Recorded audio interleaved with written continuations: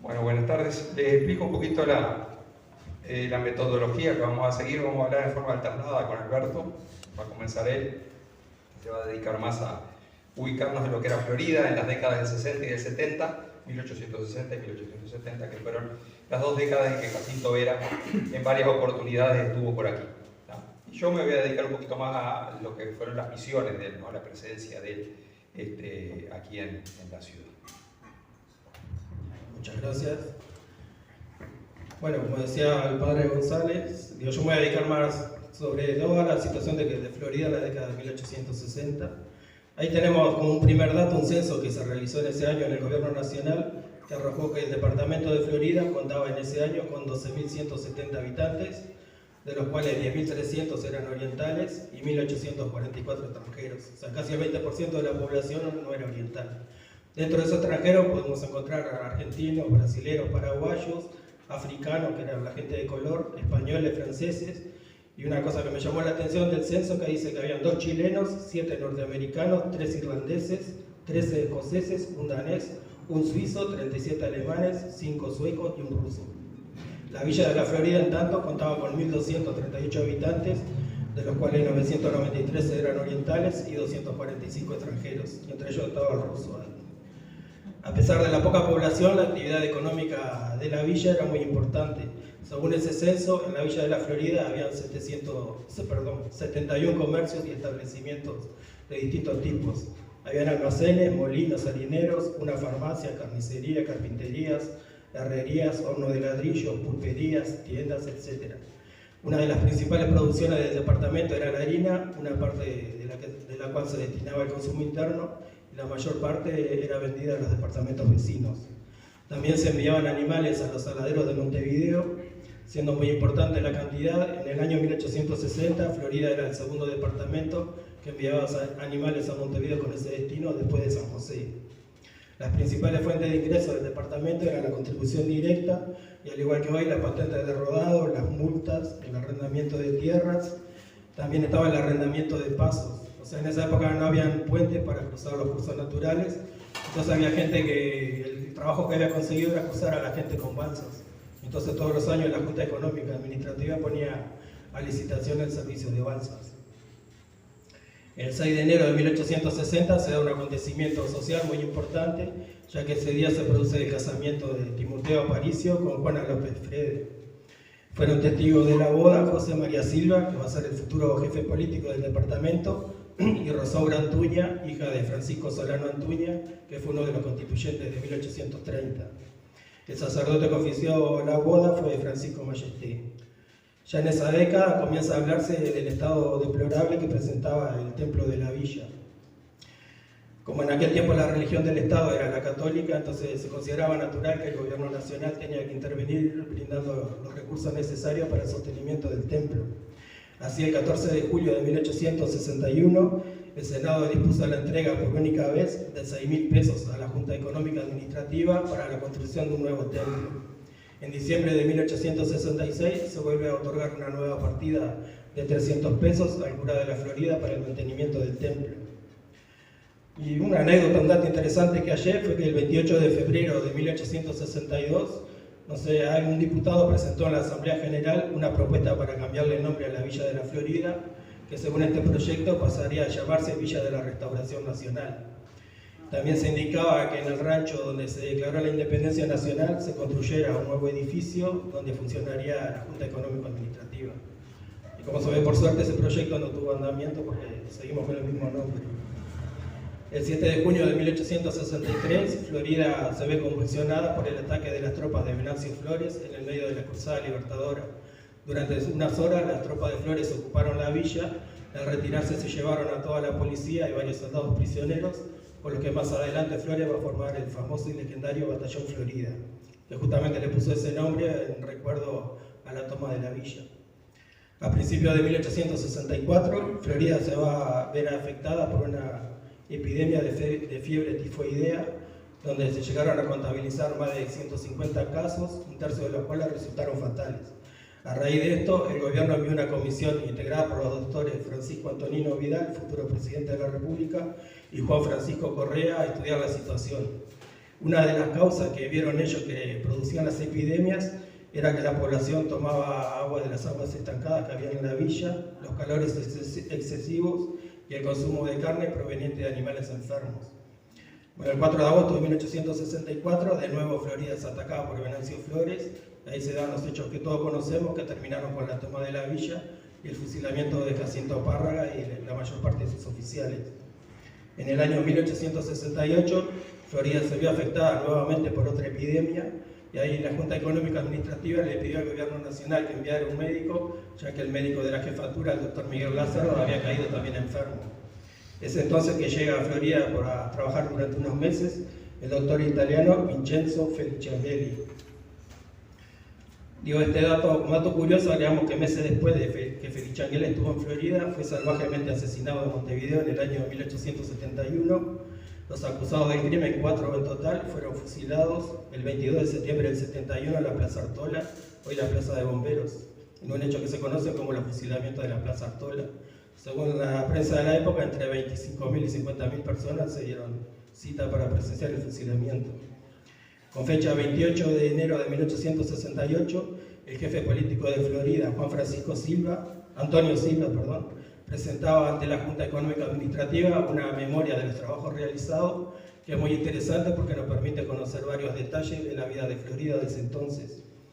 Decía Silva que se habían realizado pocas mejoras en la villa debido a la escasez de recursos económicos y criticaba a los habitantes de la villa porque muchos no habían hecho la vereda como marcaba la ley, no se preocupaban tampoco de cortar el pasto de las veredas como marcaba la ley, e incluso gente a la que se le habían repartido solares para que construyera allí no lo había hecho.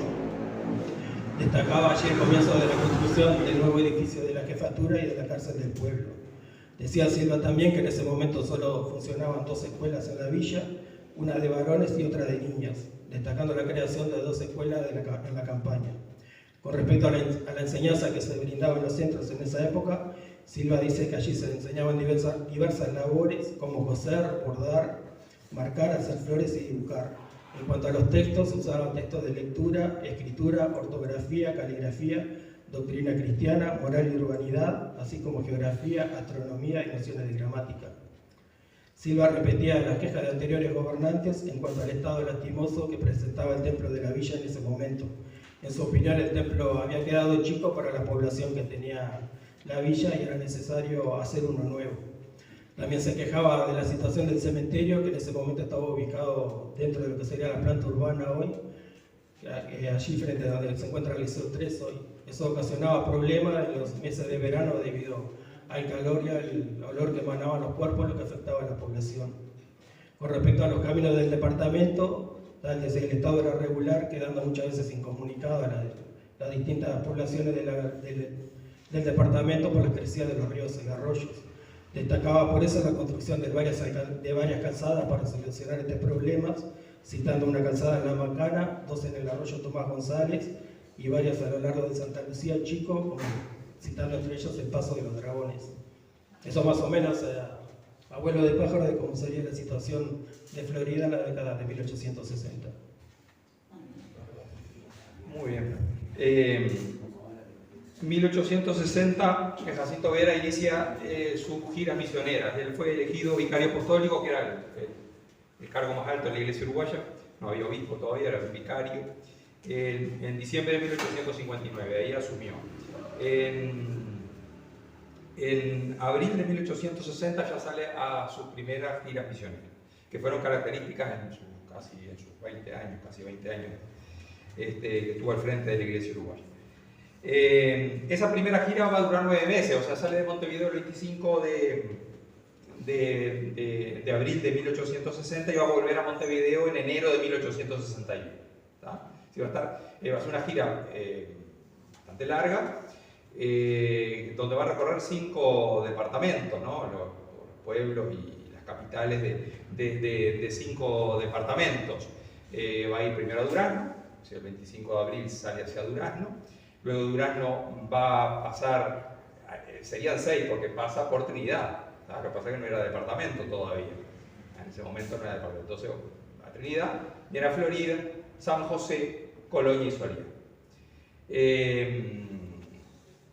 Realmente era heroica esas misiones, ¿no? Por las condiciones, como decía Alberto, de los caminos, no había puentes, es decir, él relataba de gente que se dedicaba a cruzar en los ríos, muchas veces agarraba la creciente. Estamos en invierno, ¿sí? Los inviernos eran muy crudos, y bueno, y con poca, como va a relatar después Járegui,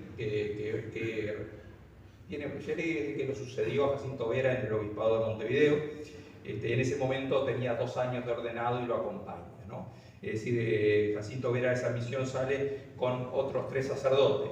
José Letamendi, que era un vasco de mediana edad, que después fue párroco acá en Florida, lo vamos a volver a nombrar. Inocencio Járegui, que tenía 2 años y algo de ordenado, y Esteban de León, que era recién ordenado, ¿tá? Que también lo vamos a nombrar porque también fue párroco de Florida.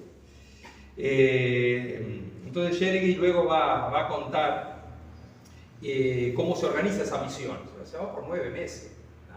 ¿Cómo se organiza? Dice, no tenía recursos. Solo algunos pesos que le dio el señor don Martín García de Zúñiga, ¿no? Que era el dueño de la estancia de la calera del huérfano, ¿no?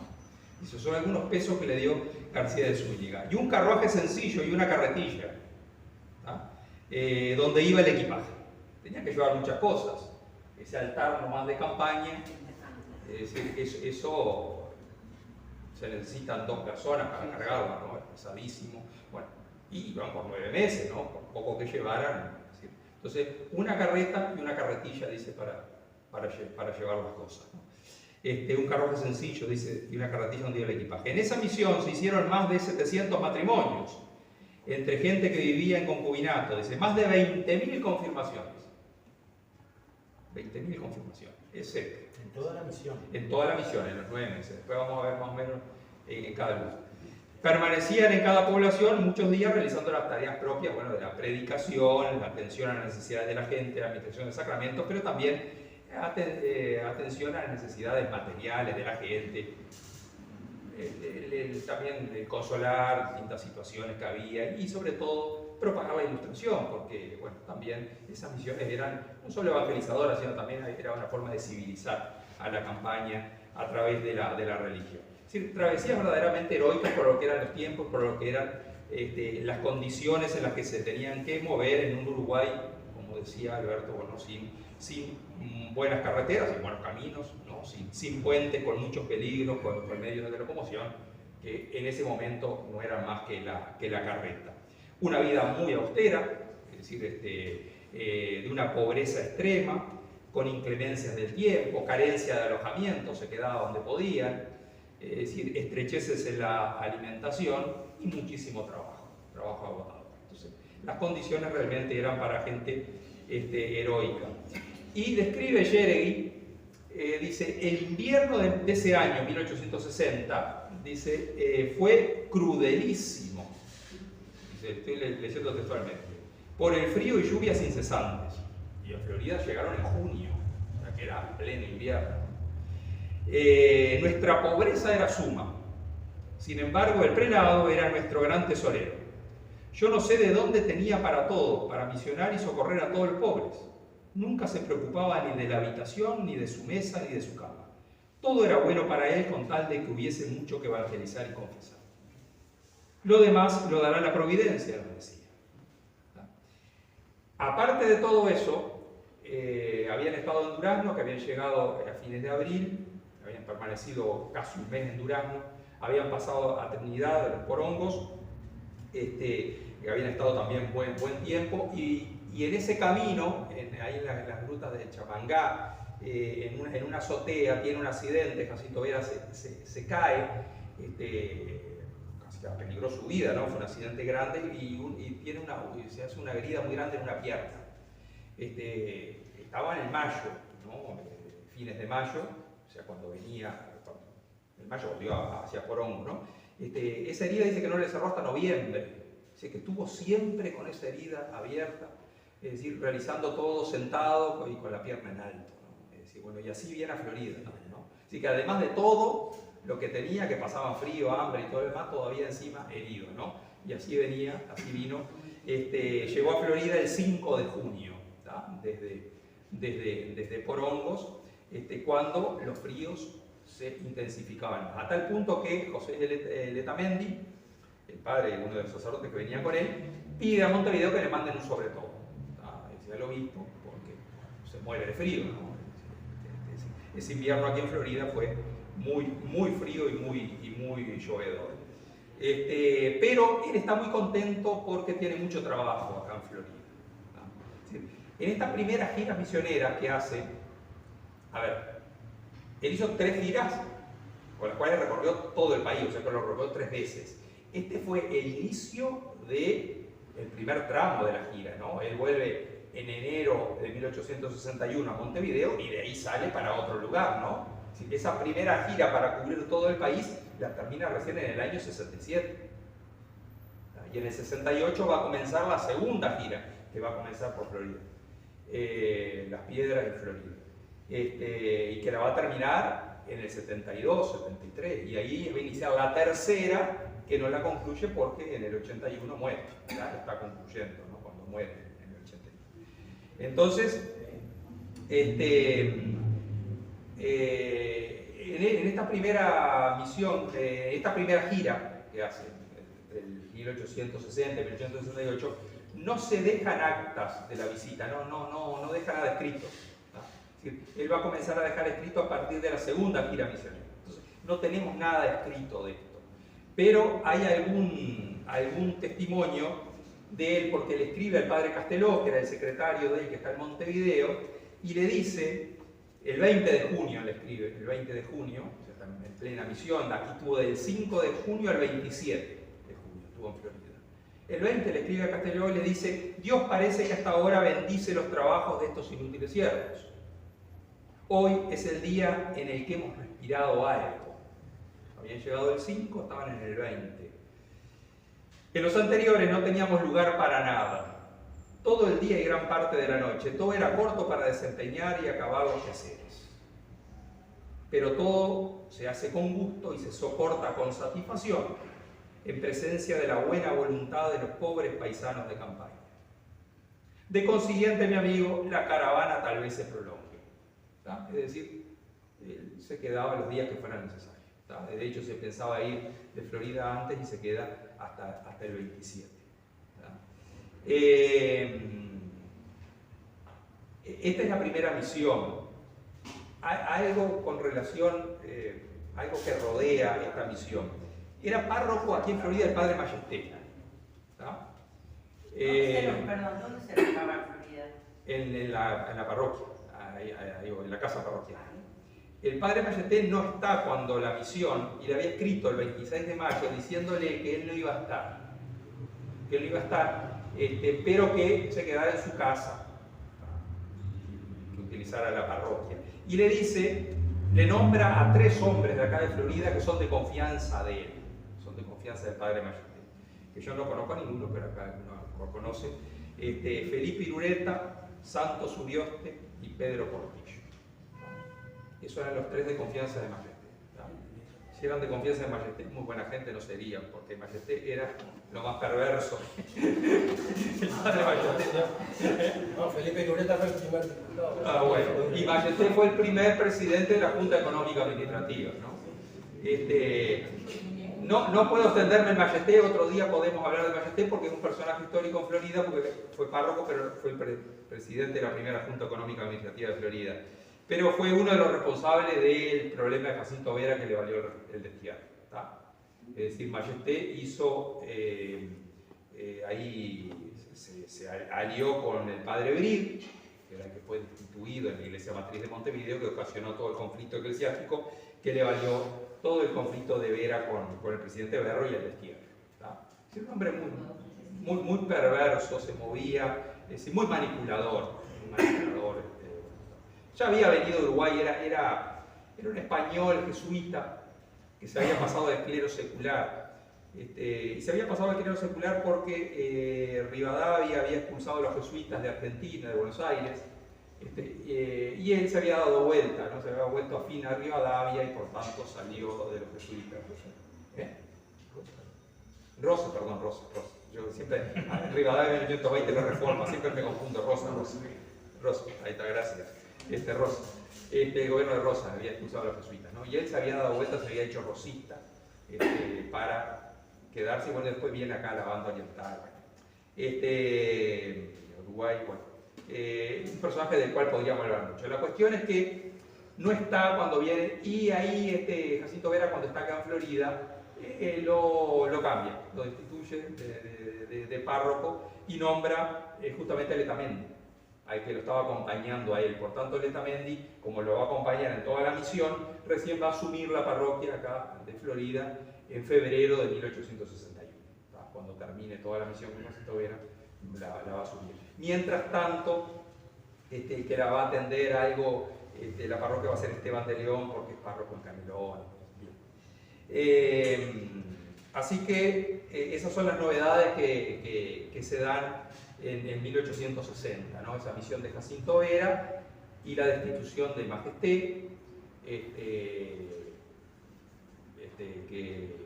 que se va a ir a Montevideo, y ahí luego va a venir, estamos en el 60, en el 61 va a empezar el conflicto eclesiástico, ¿no? O sea, el conflicto y en el 62 lo van a desterrar. A ver, así que se va a ir a Montevideo a armar problemas, ¿no?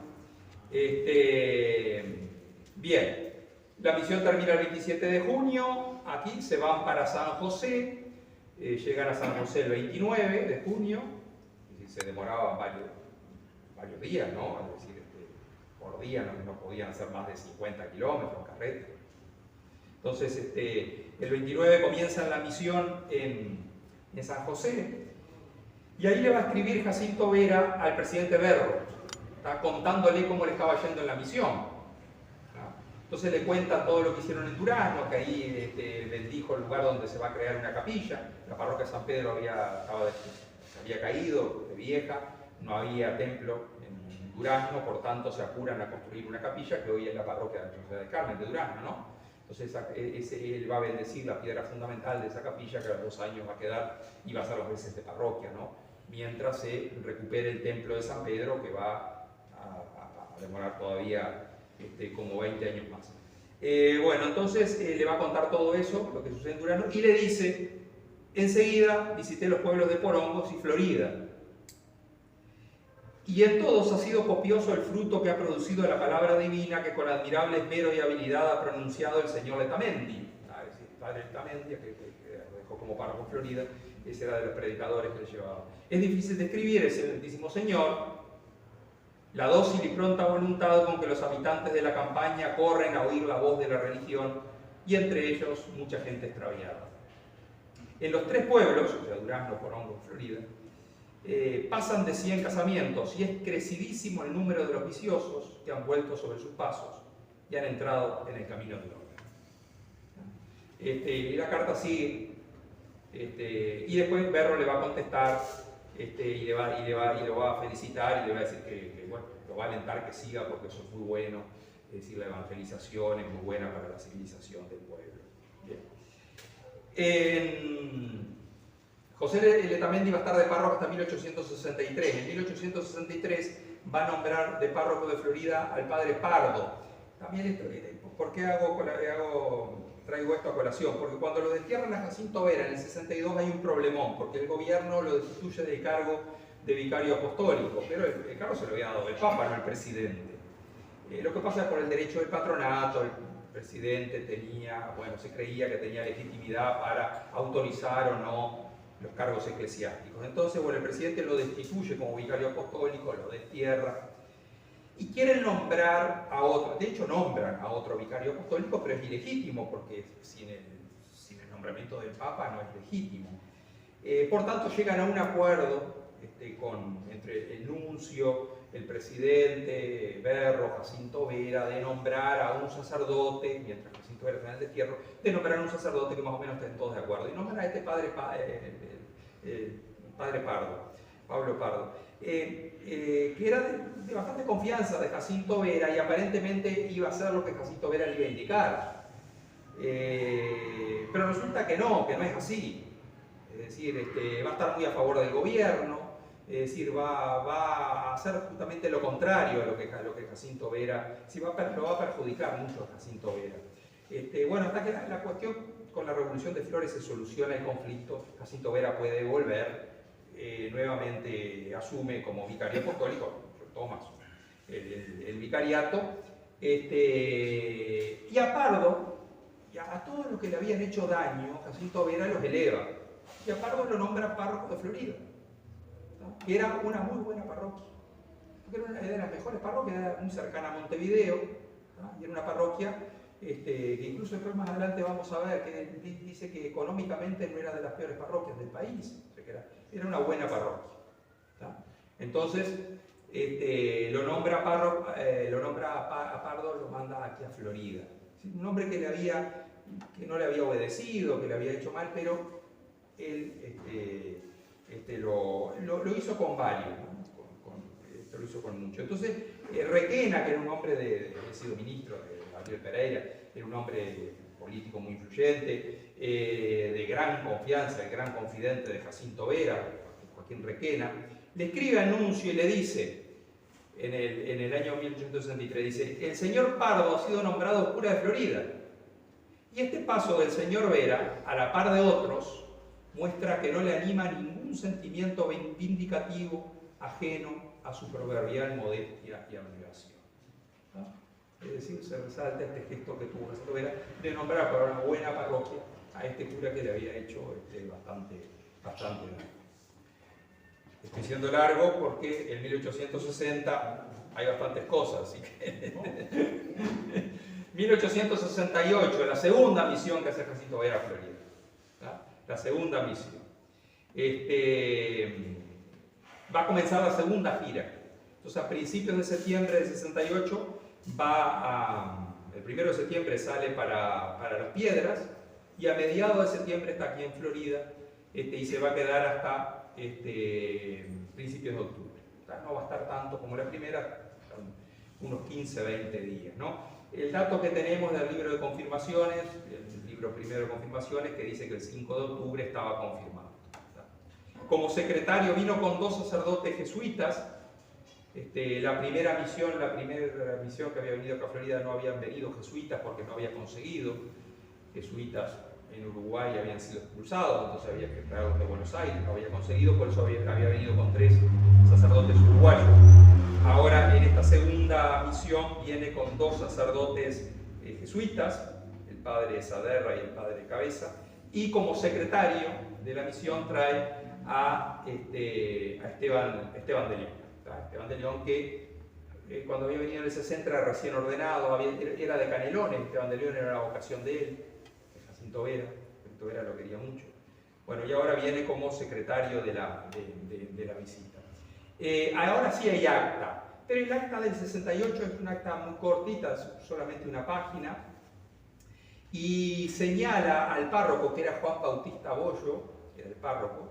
De aquí le señala algunos defectos en las partidas de bautismo que se deben, dice, a la época del padre Mateo de la Rosa. El padre Mateo de la Rosa había estado de cura en la Calera de las Huérfanas siempre, y sustituía al padre Figueredo acá en Florida siempre cuando Figueredo necesitaba, y cuando Figueredo se fue quedó Mateo de la Rosa aquí en Florida, y fue bastante desprolijo en la cuestión de las partidas. Eso, había algunas sin firmar, otras en blanco y eso. Entonces Jacinto Vera le señala al párroco actual, que es Bollo, lo nombro porque después lo voy a nombrar de nuevo a Juan Bautista Bollo.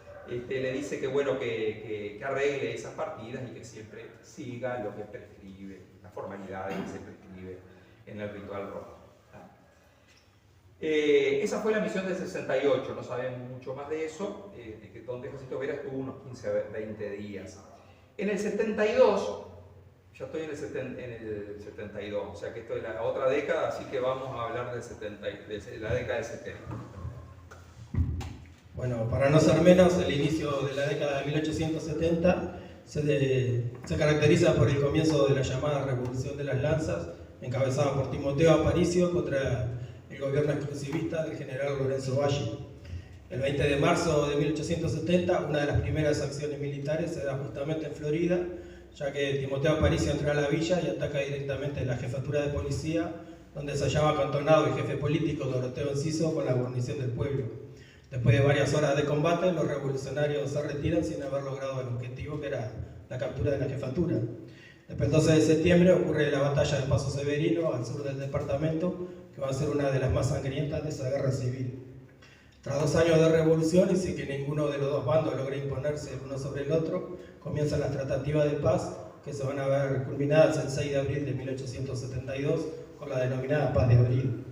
La villa de la Florida, que era el asiento del general Timoteo Aparicio, se va a convertir en el escenario principal de las negociaciones.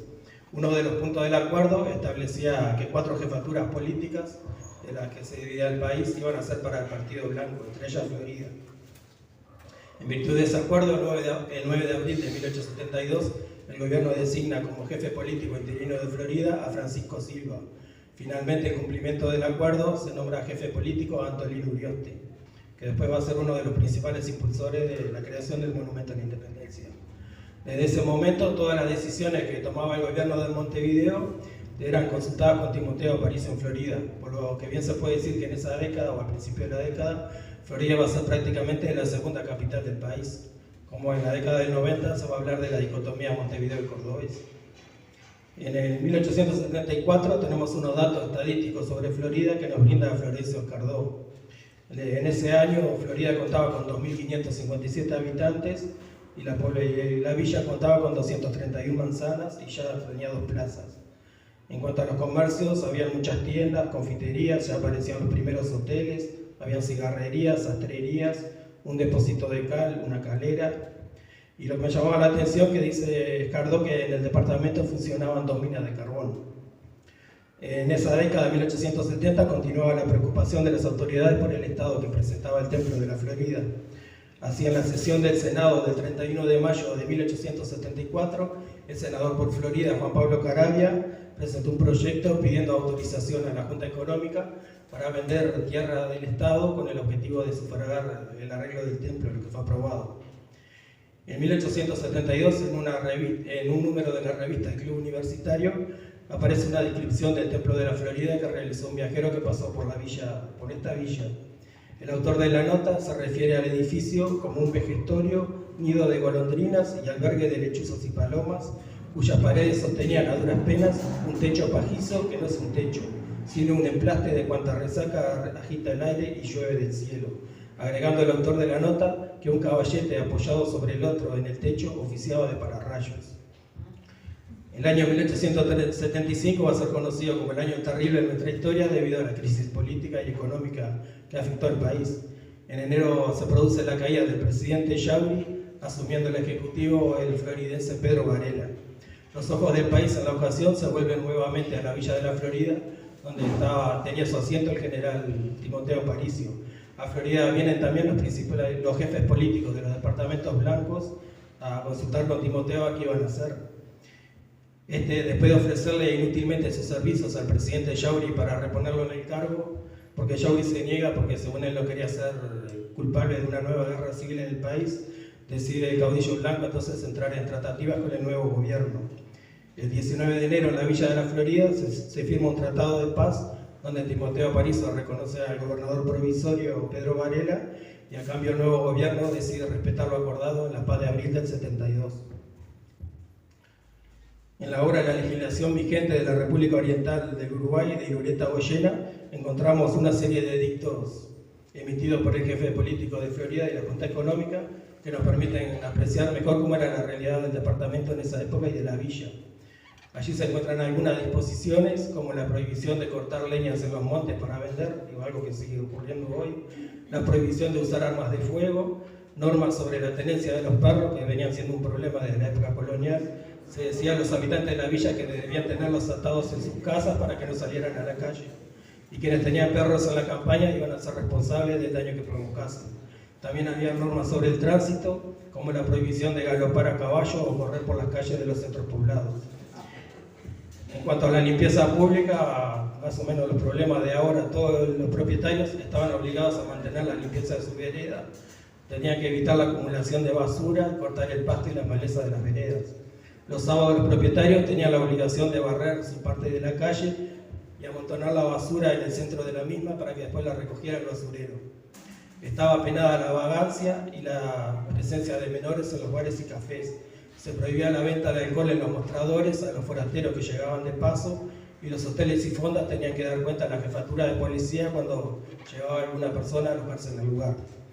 Lo tenemos que tener en cuenta que era una época de muchas revoluciones, muchos conflictos, entonces esas providencias nunca estaban de más. En 1834 se produce la llegada del ferrocarril a Florida y la construcción de la estación. Junto a la estación va a aparecer un hotel que, como dato anecdótico, estuvo regenteado un tiempo por el argentino Antonino Reyes, quien había sido nada más y nada menos que confidente y edecán del gobernador de Buenos Aires, Juan Manuel de Rosas. Como dato, digamos que el pasaje de Montevideo a Florida en esa época en primera clase sencillo costaba 4 pesos. En una nota fechada el 7 de julio de 1876, firmada por varios vecinos de la villa de la zona alrededor de la estación, estos pedían la construcción de un puente sobre el arroyo Pintado, ya que en ese momento había rumores de que la estación se iba a mudar de Florida. Luego la idea va a ser aceptada y se va a dar lugar al actual puente sobre el arroyo Pintado. En el Indicador Oriental de 1876, Orestes Araujo también presenta varias referencias a nuestros departamentos. Ese año ya la población alcanzaba desde casi los 20.000 habitantes, de los cuales 15.000 eran nacionales y casi 5.000 extranjeros. Según el autor, el mejor edificio de la villa lo constituía la jefatura de policía, donde también funcionaba la cárcel, la Junta Económico-Administrativa y el juzgado ordinario. Frente a la plaza y al costado de la jefatura se hallaba la iglesia, dice Cardó, de la que pocos elogios podemos hacer. Comentaba, agregando que hacia la esquina hay una comenzada que, si se concluye, va a ser un edificio majestuoso. O sea, ya en esa época se ve que había comenzado la construcción de algo que se había detenido. Contigua a la iglesia, en el solar perteneciente a Francisco Fernández, según Orestes Araujo, se hallaba todavía el rancho donde en 1825 se había declarado la independencia.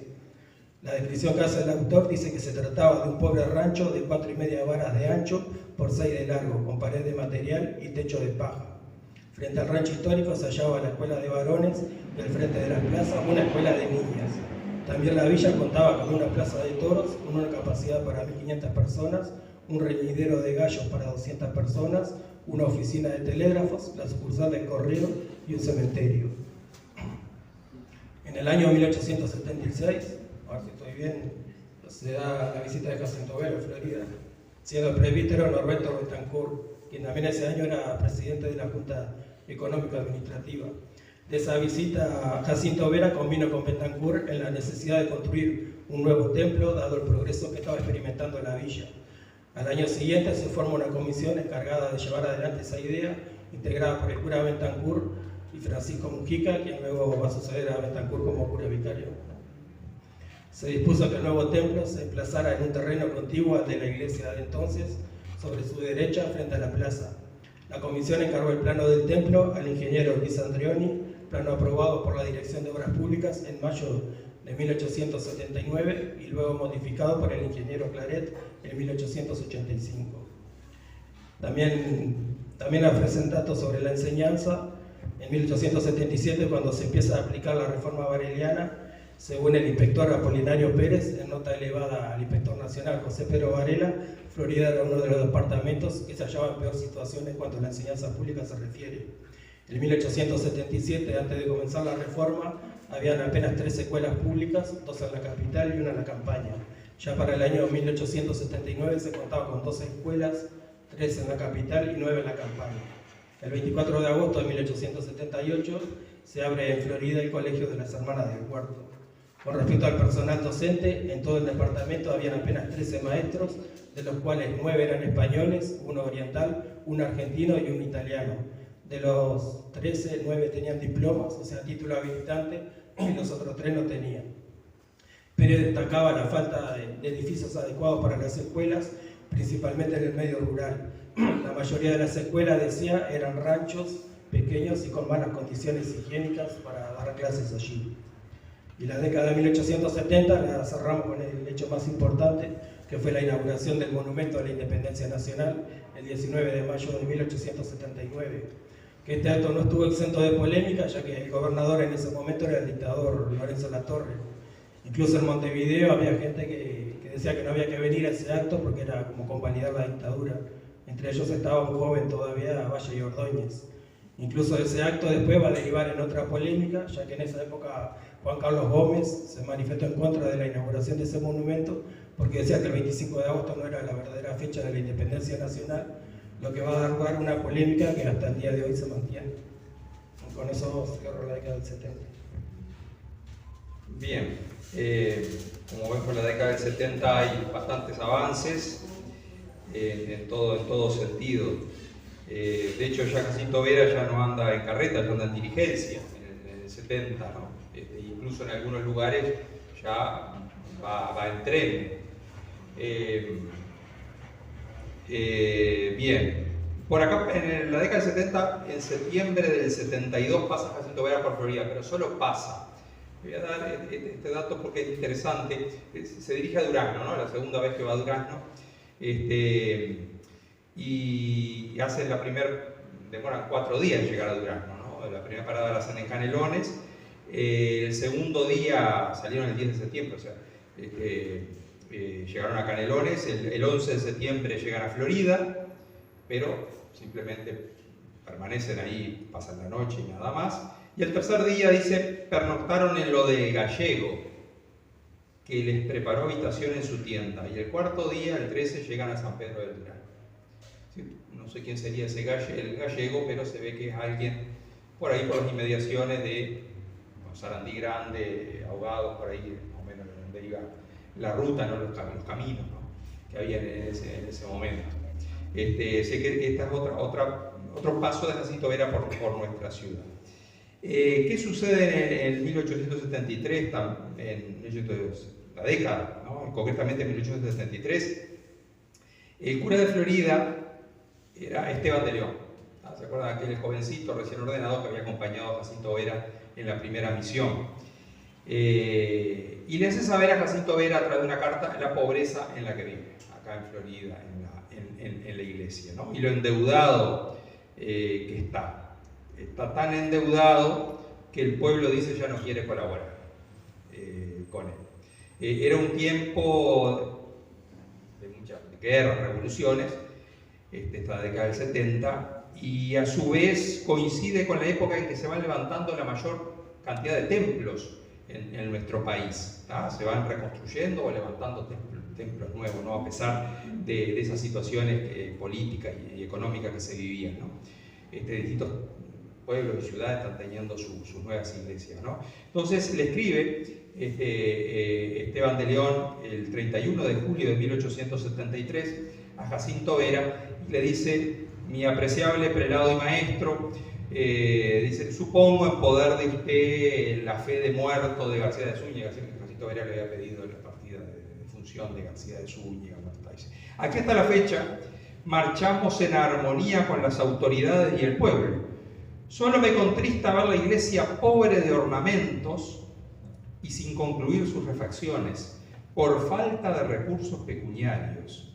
Y lo peor es que lo que ya está hecho no se ha acabado de pagar, y el vecindario no nos quiere ayudar, dejando comprometidos con más de 1.000 pesos al señor Silva, mi compadre, y a mí, que soy el presidente de la comisión del templo.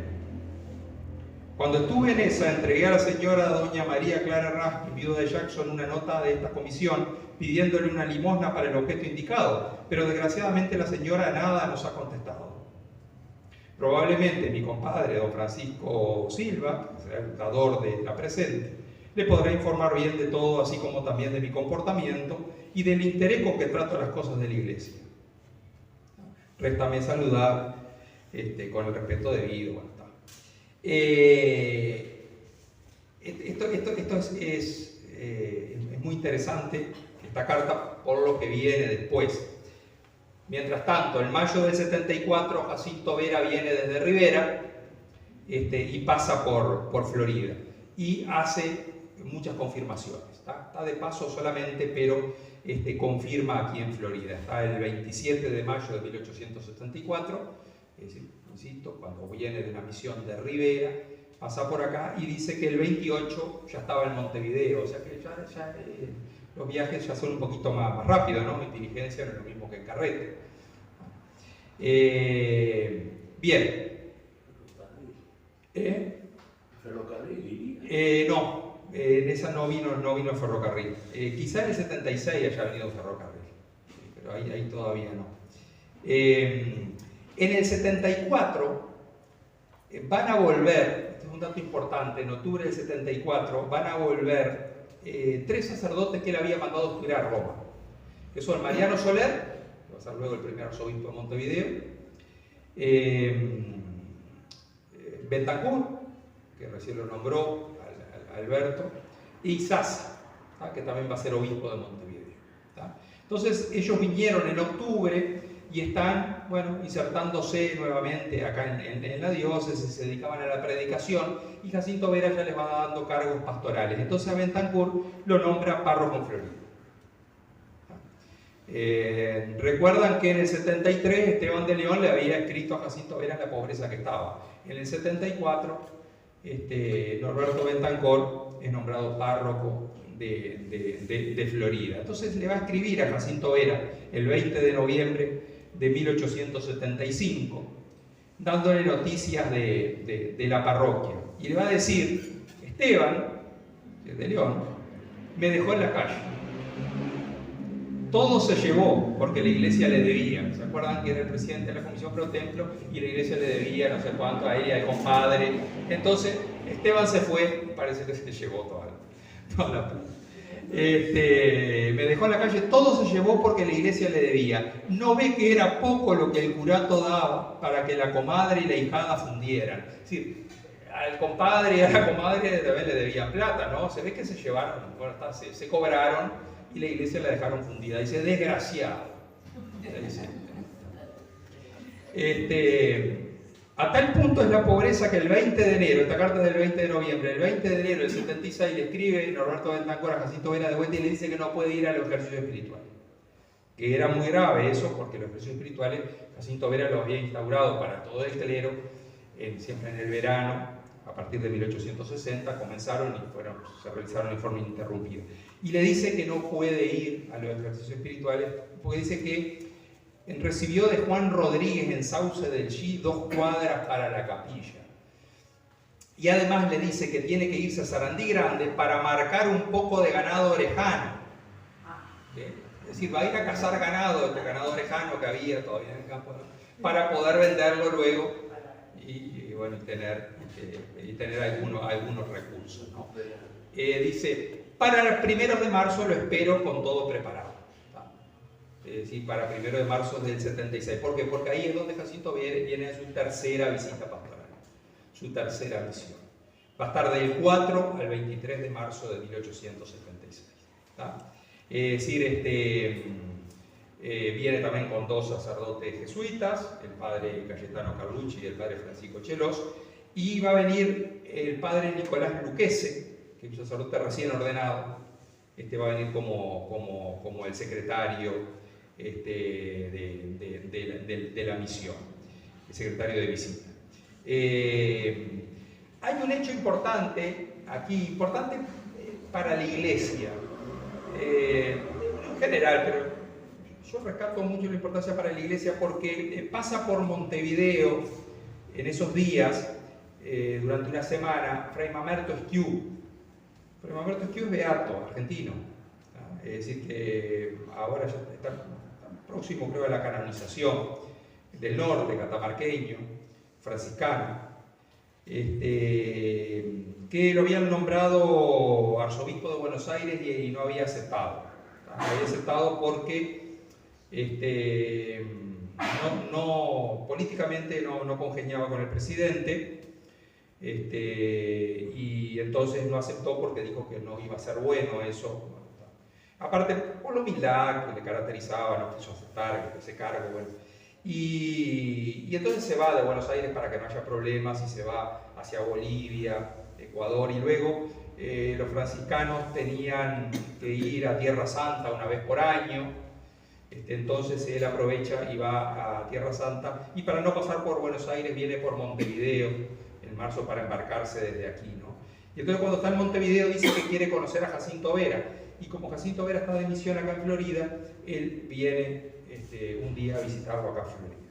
Es decir, lo acompaña el padre Rafael Cheregui, el hermano de Inocencio, y vienen en tren, ¿tá? Porque Mamerto Esquiú va a decir que Rafael Yepegui le paga el pasaje, ¿tá? Entonces va a venir y va a pasar acá un día con Jacinto Vera.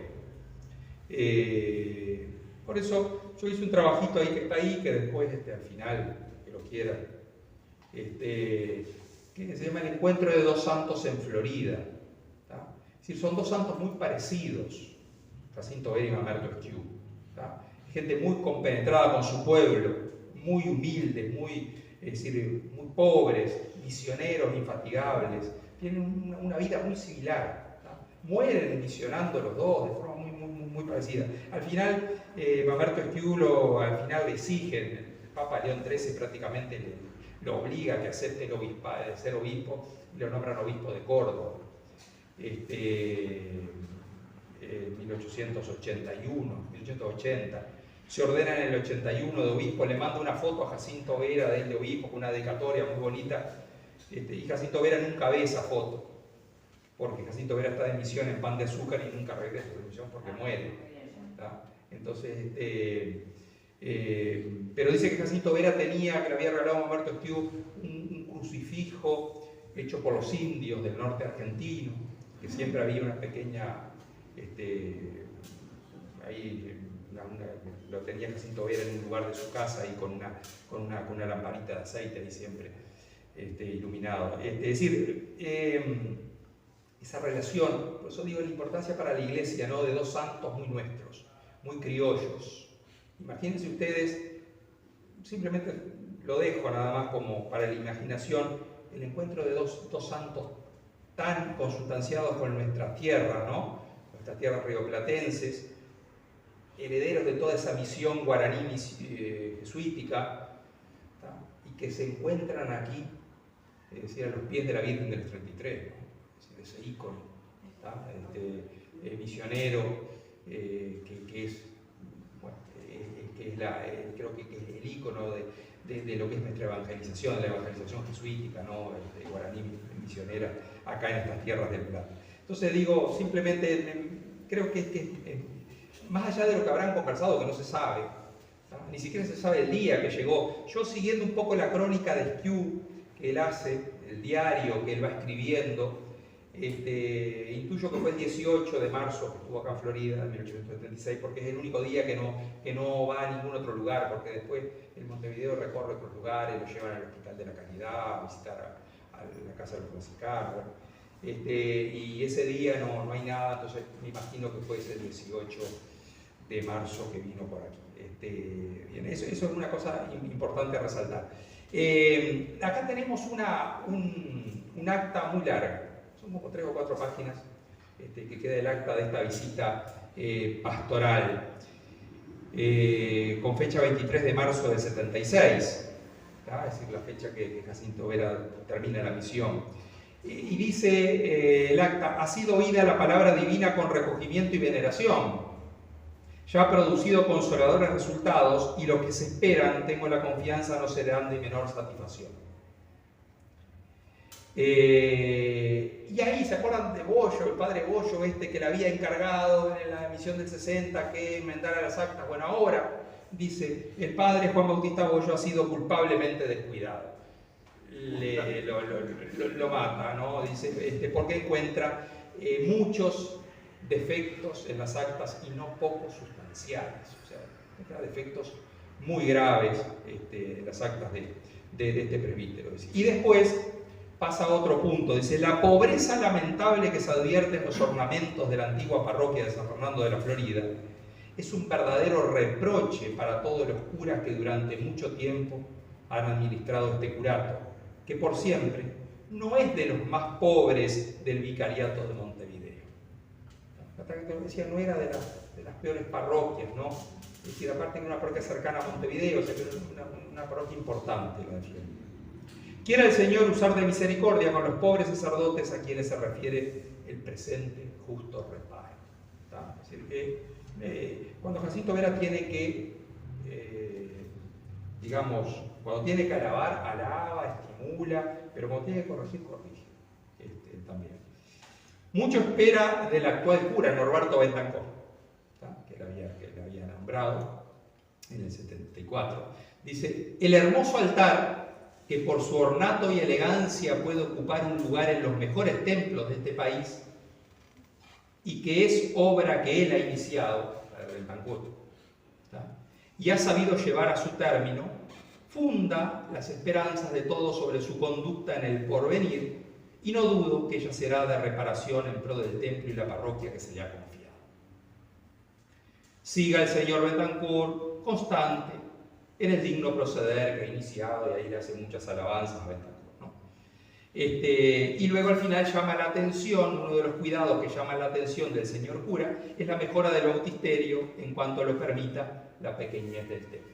Estamos con ese templo que decía Alberto, que es muy pequeño, que, bueno, lo han querido refaccionar y eso, pero es necesario un templo nuevo, el bautisterio es muy pequeño, ¿tá? Lo que sí se ha hecho un altar muy lindo.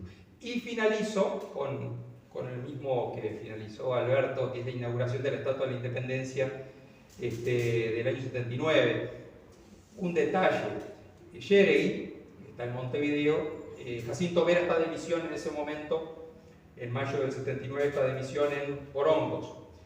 Y entonces le escribe Xeregui, el 8 de mayo del 79, y le dice, hoy me han hablado para la inauguración de la Estatua de la Independencia de la Florida. Yo les he dicho que lo único que puede hacerse es cantar un Te Deum, porque no hay bendición para eso. O sea, si no había una bendición en esa época para un monumento de esa naturaleza, se podía cantar un Te Deum, ¿no? Y Rafael Xeregui también le escribe a Jacinto Vera el 24 de mayo del 79 y le dice, supongo que su señoría tendrá noticia por los diarios del espléndido triunfo obtenido por nuestro amigo Juan Zorrilla. Dice, si no ha leído todos los diarios podrá leerlos en San José, porque de Porongos iba a San José. Es decir, la declaración de la Vicenta Patria de Zorrilla de San Martín, el triunfo, no olvidemos que Zorrilla de San Martín era el presidente del Club Católico, un hombre formado a la sombra de Jacinto Vera, era de los jóvenes y laicos más prominentes en esa época, ¿no? El director del Bien Público, que era el diario católico y todo. O sea que están todos muy felices por el triunfo que tuvo Zorrilla de San Martín cuando la inauguración de la Estatua de la Independencia. Bueno, saliendo un poco de la década del 70, entramos al 80, que para referirnos a la construcción de la actual catedral, todo el proceso anterior. En el 1870, la comisión que se había formado para la construcción del nuevo templo había entrado en receso por todos esos problemas que enumeraba él, económicos, políticos, retomando las funciones en 1883. Exponiendo sobre el estado de situación de la comisión, se informaba que en la caja había 17.000 pesos aproximadamente, por lo que se decidió comenzar una campaña de colaboración en todo el departamento. Una vez que se recaudara el capital necesario, se empezaría con la construcción del nuevo templo. Se había resuelto también que la comisión iba a aportar el maestro constructor, los materiales como ser la cal, el ladrillo, la piedra, la arena, previo llamado a oferta de interesados. Se trataba de emplear los materiales del departamento, así como trabajadores del lugar, para que todo el beneficio quedara en Florida. El Estado también decidió colaborar para la construcción del nuevo templo. El 12 de julio de 1882, en ese sentido, el Senado dictó una ley que destinaba el 10% para el templo de la Florida del monto de la contribución directa que se cobrara en el departamento. También los particulares colaboraron en la recolección de fondos. En los balances de la comisión figura, por ejemplo, el producido por la venta de una yunta de bueyes, un par de terneras, un solar de terreno, arreos y otros animales donados por los vecinos de Florida. También se contó con una fuerte contribución de Juan Jackson y una donación anónima que llegó a la curia de Montevideo de 3.000 pesos. El domingo 29 de mayo de 1887 se realizó la ceremonia de bendición y colocación de la piedra fundamental del nuevo templo, recibiéndose una semana antes en Florida la visita de Monseñor Inocencio María Xeregui, obispo de Montevideo. El 21 de mayo llegó a la estación del ferrocarril Monseñor Xeregui, acompañado del secretario de la diócesis, presbítero Nicolás Luquese, y los padres Mendivel y Dalmao. Allí fueron recibidos por el cura de la Florida, Francisco Mujica, y el jefe político, Rufino Domínguez.